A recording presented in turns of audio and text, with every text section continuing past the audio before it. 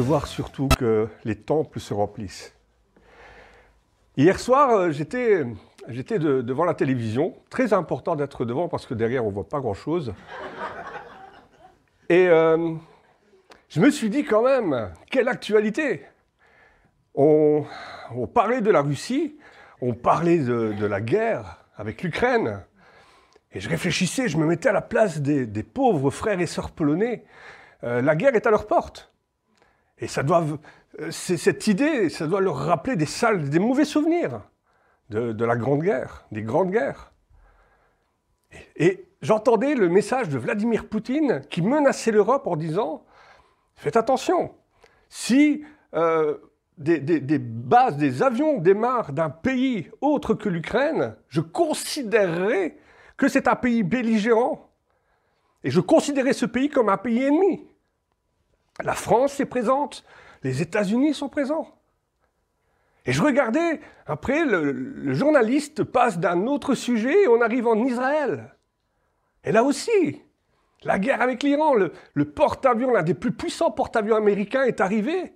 Il est sur les larges, près de la situation, il est là, il est présent, en prévenant les pays-États autour, en disant « Faites attention, si l'un de vous s'attaque à Israël, moi, je serai là. Moi, je vais m'en mêler aussi. » Et la Russie qui se trouve derrière l'Iran, et on se dit, mais avec toutes ces armes nucléaires, j'imagine les frères et sœurs chrétiens qui sont au milieu de cela, et Dieu dans tout ça. Et Dieu dans tout ça, mais que fait-il? On a parlé d'avoir confiance en Dieu, le sujet, le thème de cette louange, c'était la confiance en Dieu, mais comment puis-je avoir confiance dans une actualité aussi dramatique? Et aux États-Unis, et même chez nous, dans le nord de la France, aux États-Unis, la tornade, vous avez vu, je me suis toujours dit, j'aimerais bien avoir une tornade. C'est beau à voir, quand on voit la puissance, mais j'aimerais bien la voir de très loin. De très, très, très, très loin. Et vous avez vu cette tornade qui a ravagé comme cela. Les inondations, vous avez vu, c'était impressionnant. Et même chez nous, en France, vous avez vu l'eau monter. Certaines personnes ont tout perdu.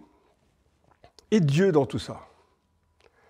Et dans la période de guerre, on voit souvent aussi les diplomates partir et un petit peu comme lorsqu'on change de pape, on attend leur sortie avec impatience.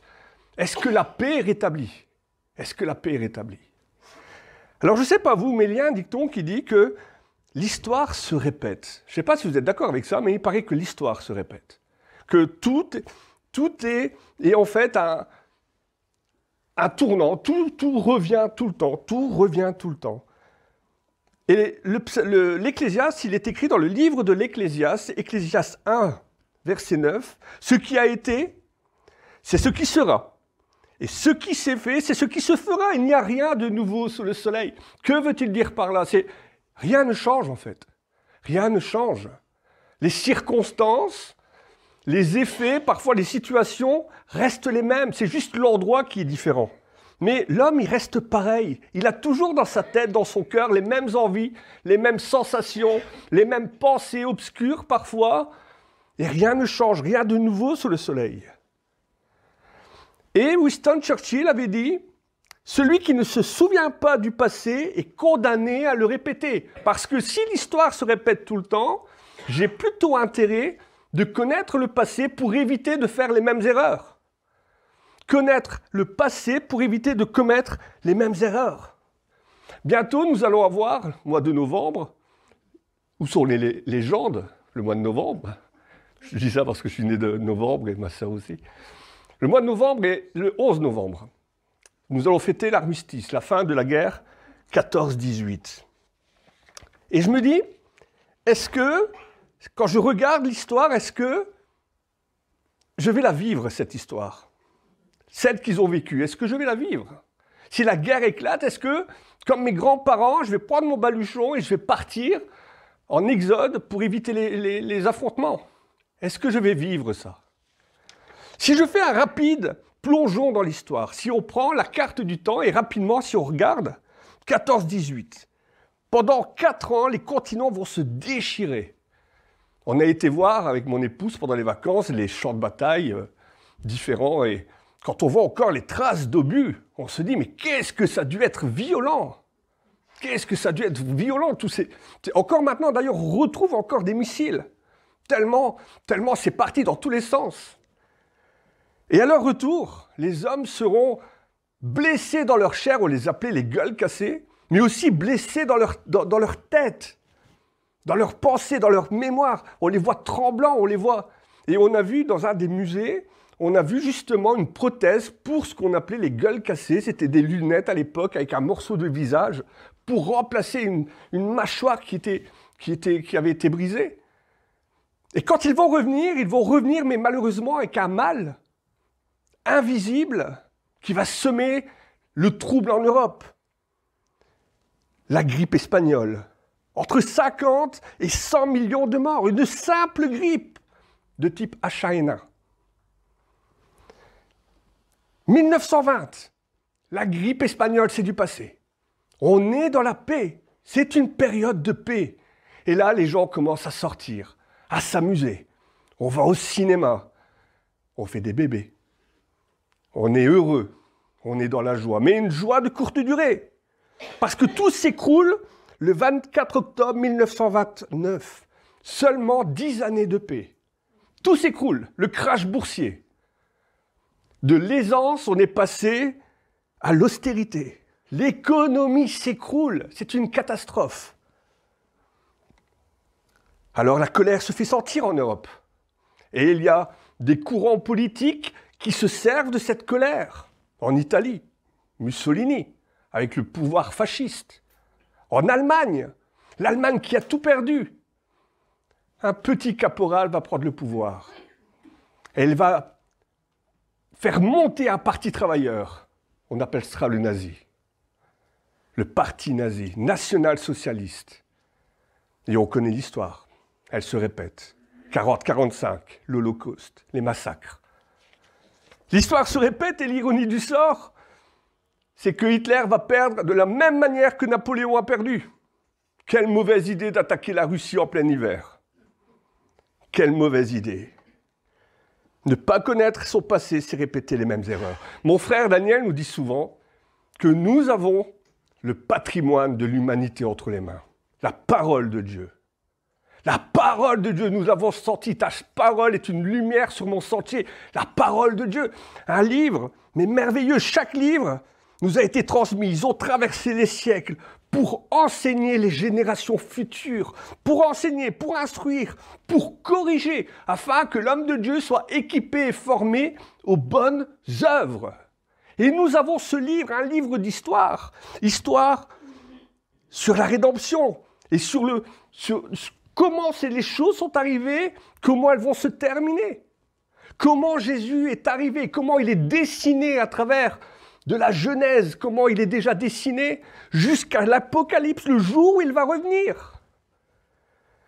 Comment il est venu et comment il va revenir. Et les choses, comment les choses ont commencé, comment elles vont finir. Et ceux qui connaissent leur histoire, ceux qui connaissent la Bible, n'ont pas de souci à se faire. Parce que nous savons que Dieu est aux commandes. Amen. Vous êtes d'accord avec moi? Dieu est aux commandes. Quelles que soient les actualités, Dieu est aux commandes. Quelles que soient les guerres, Dieu est aux commandes. Quels que soient les dictateurs, Dieu est aux commandes. Nous allons prendre un texte tiré de l'Apocalypse. Et là, souvent, les gens se disent « Mais que c'est déprimant, l'Apocalypse !» Mais ces textes passés nous enseignent et nous donnent des leçons pour le futur.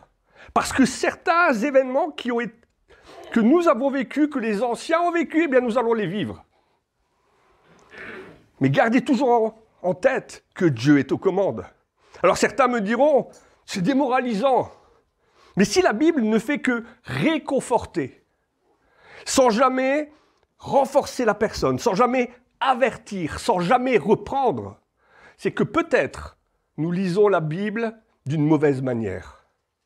Si la Bible ne fait que réconforter, sans jamais nous reprendre, sans jamais nous enseigner, sans jamais nous corriger, c'est peut-être que nous lisons d'une mauvaise manière. Apocalypse chapitre 6, versets 1 à 8.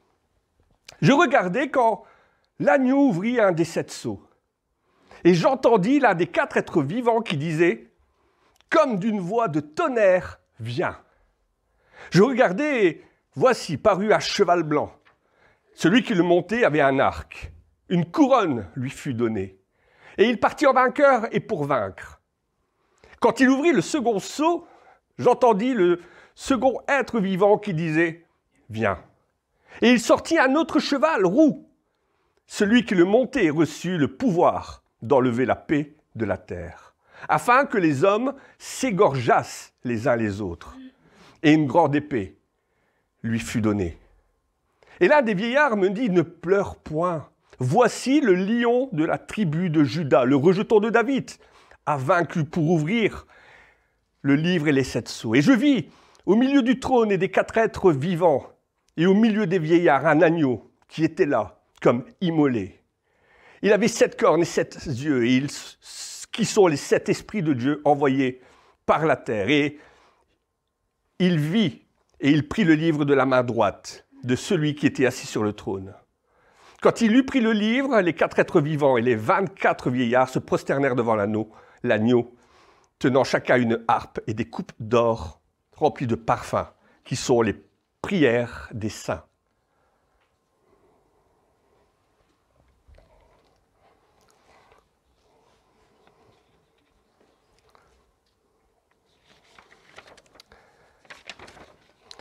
Ceux de ma génération se rappellent peut-être d'un dessin animé. Les bisounours.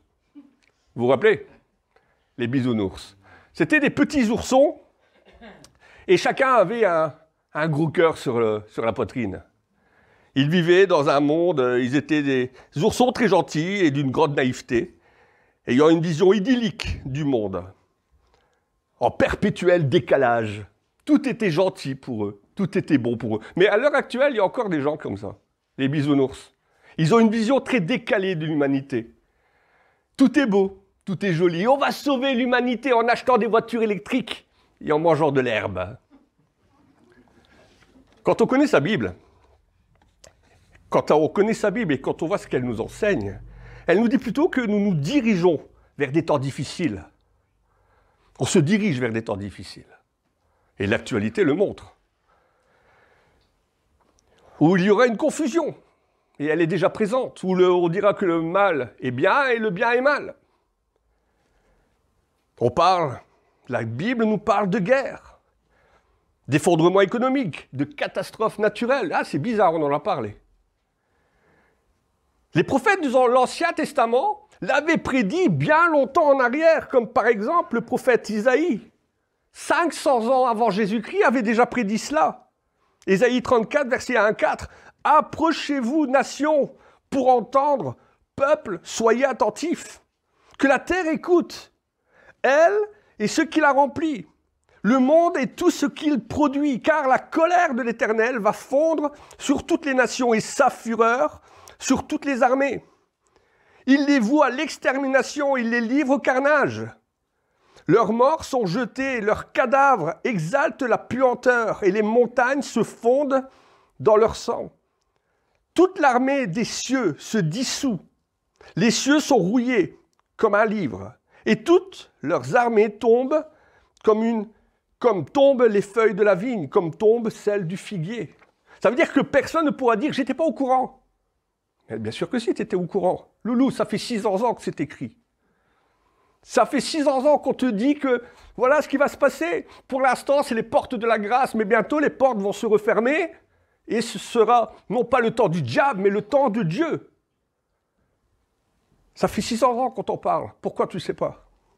C'est comme dans la loi. Tout homme est censé connaître la loi. Quand je roule à 90 km/h sur une voie zone 50, je ne peux pas dire aux policiers que je n'étais pas au courant. Mais écoute, c'est écrit.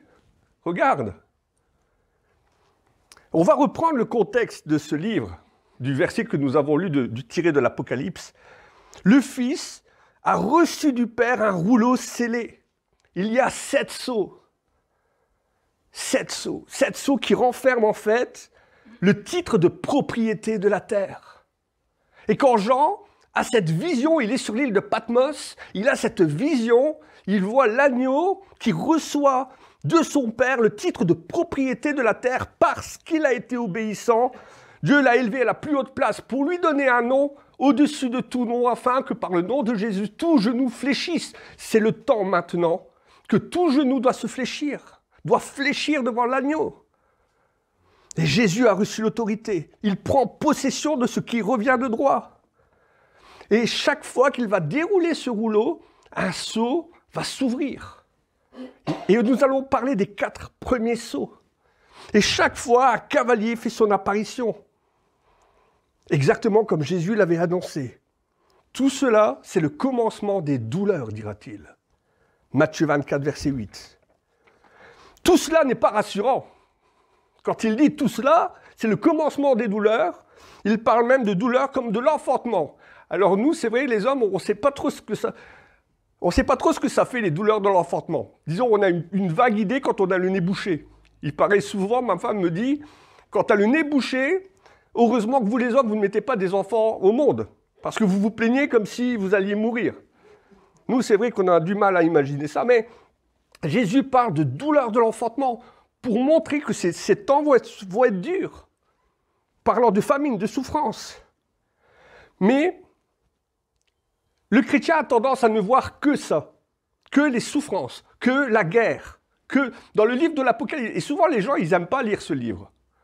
Ah, c'est compliqué, oh, ça fait peur. Mais concentrons-nous sur ce qui a vraiment de l'importance, c'est le retour de Jésus. Si je ne vois que la guerre, c'est un petit peu lorsque, il y a un dicton qui dit, lorsque le sage montre à un fou la lune, le sot regarde le doigt. Il se concentre sur le superficiel, mais il ne voit pas ce qu'il y a d'important derrière cela. Et l'important, c'est le retour de Jésus. Jésus dit lui-même, quand ces choses commenceront à arriver, redressez-vous et levez vos têtes, parce que la délivrance approche. Et c'est sur ça que j'ai envie de me concentrer. Et effectivement, il y aura des cavaliers, mais je veux me concentrer sur le retour de Jésus, parce que ça annonce son retour. C'est ça la bonne nouvelle. Les 4 premiers sceaux et ces 4 fameux cavaliers, qui sont-ils? Nous allons le voir ensemble. Le premier sceau, la fausse paix. Un cheval blanc arrive monté par un cavalier. Voilà ce que j'en vois. Je regardais, il y avait un cavalier, un cheval blanc. Beaucoup ont identifié ce cavalier blanc à Jésus, mais ce n'est pas lui, parce que celui-ci porte un arc. Jésus porte une épée. Relisez chez vous Apocalypse 19. Ce cavalier blanc arrive, il porte une épée. Qui est ce mystérieux cavalier? L'Antéchrist? Un faux messie peut-être?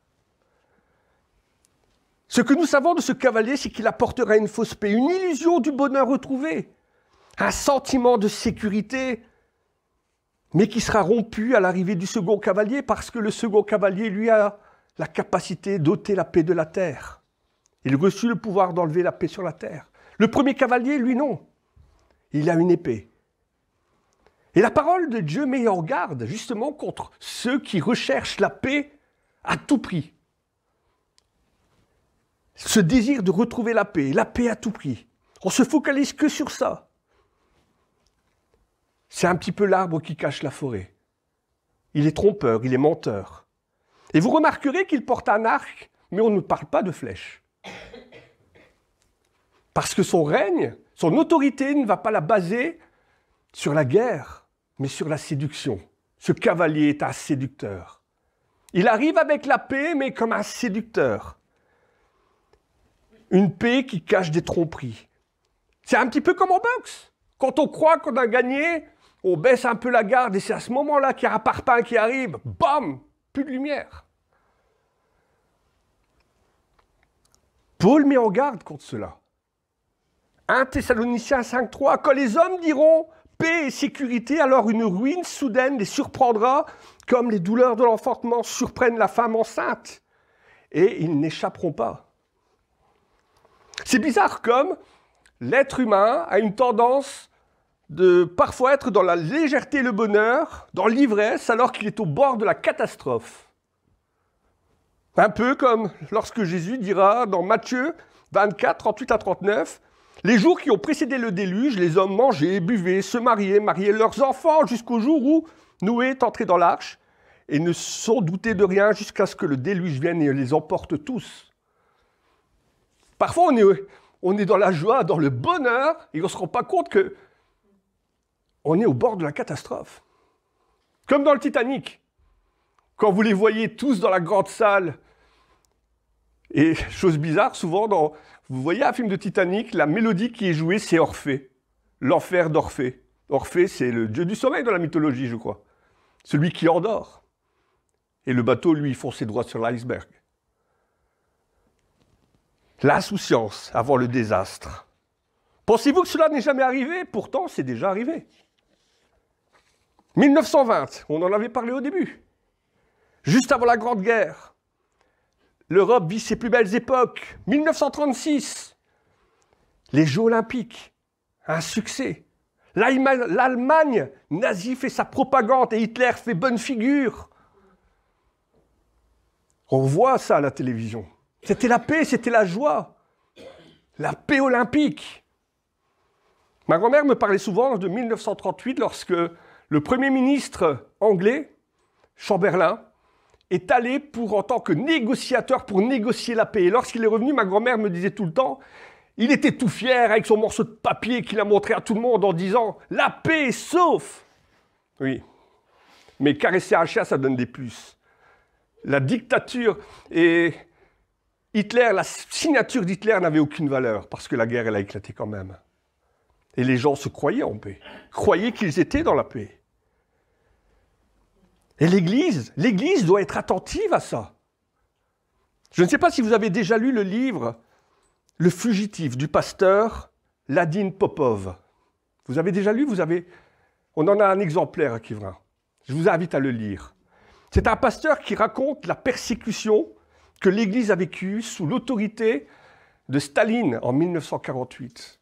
De quelle manière il a été emprisonné, torturé. De quelle manière le pouvoir stalinique obligeait les églises à vouer un culte à la mère patrie. Ceux qui le faisaient étaient dans la paix. Ceux qui ont résisté, ceux qui ont témoigné de Jésus-Christ ont été emprisonnés. Et l'antéchrist, cet antéchrist dans le futur promettra la paix, mais elle sera de courte durée.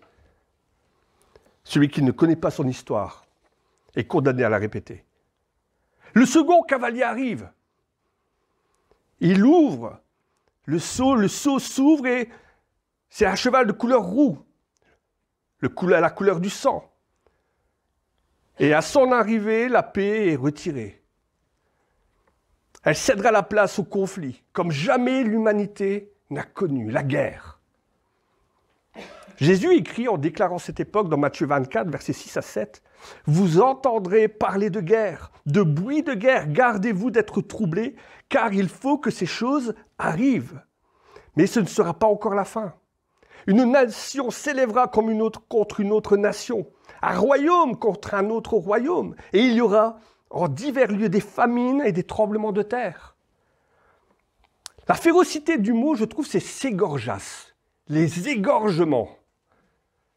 Ça me fait penser, ça aussi, tiens, à l'actualité.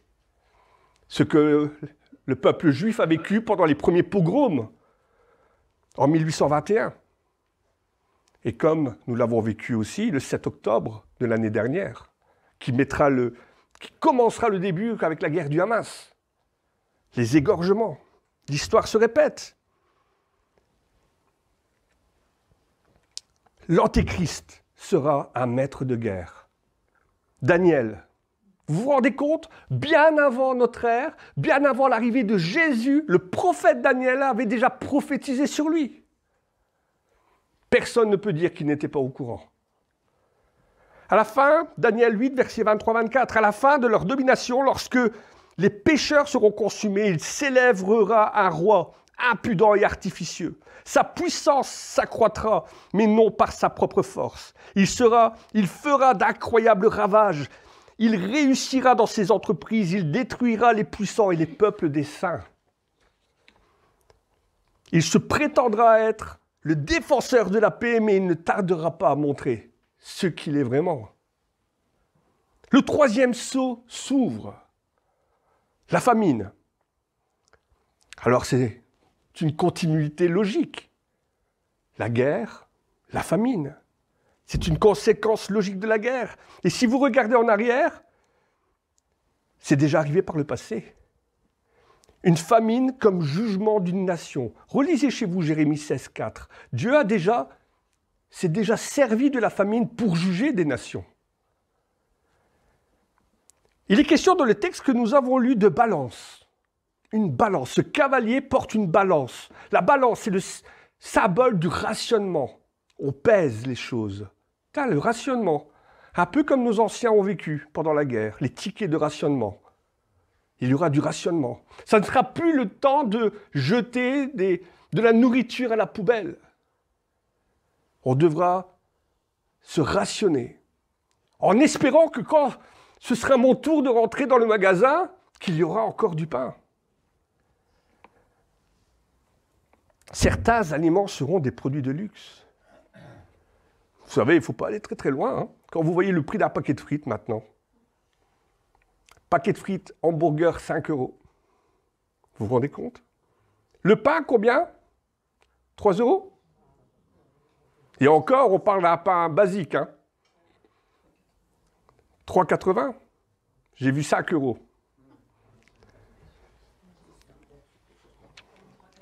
La Bélière, c'est moins cher. Et c'est des céréales aussi. Le 4e sceau arrive. Ce cavalier s'appelle la mort. Il est d'une couleur verte. Vert comme le corps en décomposition. La mort, là aussi, est une conséquence inévitable de la guerre, de la famine, les maladies. La grippe espagnole est arrivée à cause des rats.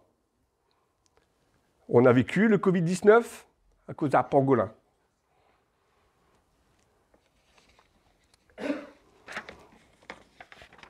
Jean voit maintenant le séjour des morts derrière ce cavalier. Et il parle d'un quart de la population mondiale qui périra. On est combien dans le monde? Quelqu'un le sait? 6 milliards. 6 milliards. Un quart de 6 milliards, 1,5 milliard de morts. C'est énorme. J'imagine Jean à l'époque. À son époque, c'était les arcs, c'était les flèches, peut-être les trébuchets, vous voyez, là, avec les boules qu'on envoyait. Et il se dit, 1 milliard de morts. C'est énorme, c'est pas possible. C'est pas possible, vous croyez? La Russie, combien d'ogives nucléaires? Plus ou moins 6 000. Les USA, plus ou moins pareil. La Chine, 410. La France, 290. Mais nous, on a Mbappé. Si on fait le calcul de tout cela, c'est tout à fait possible, 1 milliard de morts. Hein. Le scénario est dramatique, n'est-ce pas? Et on pourrait se dire, mais quelle catastrophe! Et vous retrouverez, si vous lisez Ézéchiel 14, 12 à 21, vous retrouverez tous ces jugements dans le livre d'Ézéchiel. Relisez-le chez vous. Ézéchiel 14, 12, 21. Vous retrouverez l'épée, la famine, la mort, tout cela réuni dans un jugement. Personne ne pourra dire qu'il n'était pas au courant. Tout cela au cours de l'humanité, c'est déjà arrivé, des guerres, des famines, bien sûr que oui. Mais ce qui fera la différence, c'est l'intensité des jours de la fin, des temps de la fin. Le livre de Hébreux, l'auteur du livre de l'Épître aux Hébreux dit ceci, « C'est une chose terrible que de tomber entre les mains du Dieu vivant. » L'heure de la grâce est terminée. C'est l'heure du jugement. Mais pour nous alors, et nous dans l'histoire, nous qui sommes déjà passés de la mort à la vie, parce qu'il n'y a plus de condamnation pour ceux qui sont en Christ. Romains 8, 1. Et chez nous, il y a des débats stériles, que je trouve stériles. Est-ce que Dieu va reprendre l'Église avant ou après la grande tribulation? Et on peut être d'accord, pas d'accord sur une situation ou une autre avec versets bibliques à l'appui. Ayez confiance en Dieu. Ayez confiance en Dieu. Du temps de Noé, Dieu a attendu que tout le monde soit à l'abri dans l'arche avant d'envoyer le déluge. Pensez-vous que quand le déluge va arriver, le déluge final, pensez-vous que Dieu va envoyer le déluge tant que ses enfants sont encore sur place? Et quand bien même l'Église devrait traverser la tribulation, n'avez-vous pas confiance en Dieu? Ceux qui étaient dans l'arche ont traversé la tempête et le déluge, mais ils étaient en sécurité quand même. Pensez-vous que Dieu revient sur sa parole quand il dit qu'il n'y a plus de condamnation pour ceux qui sont en lui? Dieu ne revient pas sur sa parole. Mais les enfants de Dieu doivent être au courant des choses qui vont arriver. Et surtout être attentifs aux signes des temps. De pouvoir discerner les signes des temps. Discerner le retour. Et savoir à qui on aura affaire dans les temps de la fin. Jérémie 8,7. Les cigognes connaissent des cieux les saisons. L'hirondelle et la grue observent le temps de leur arrivée. Mais mon peuple ne connaît pas la loi de l'Éternel. Nous devons connaître sa parole. Nous devons être préparés à ces temps. Nous devons être préparés à savoir quand est-ce que le cavalier blanc sera là. Il existe encore de nombreux champs à évangéliser. Il y a peu d'ouvriers, alors prions. Prions, parce que Dieu retient encore pour l'instant sa colère de vouloir que personne ne meure, mais que tous parviennent à la repentance. Les portes de la grâce sont encore ouvertes, elles sont peut-être en train de se refermer, alors dépêchons-nous. Dépêchons-nous. Les personnes qui ne tiennent pas compte du passé, qui refusent et qui refuseront et qui continuent à désobéir, recevront eux ce qu'ils méritent. Mais nous avons encore cette chance, nous sommes encore sur la brèche et nous pouvons et nous devons évangéliser. Nous sommes un petit peu comme Frédéric Flett, celui qui était tout en haut sur le Titanic, qui a vu l'iceberg, il sonne la cloche et nous devons réveiller ceux qui sont encore en train de dormir. Nous arrivons vers les temps de la fin. Réveillez-vous. Comment échapperons-nous à la punition si nous négligeons un si grand salut? Amen.